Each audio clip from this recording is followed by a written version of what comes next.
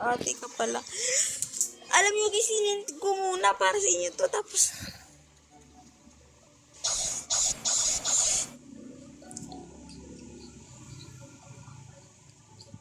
alam mo guys, susuko ako sa inyo. Talaga. Promise ko yan.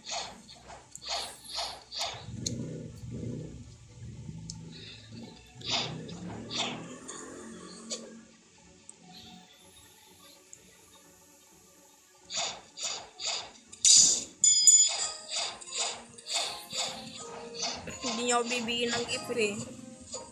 Sabi ko, bigyan niya ako ng gift. Ba't tayo magsuswap? Sino ba sabi? Sino nag-utos?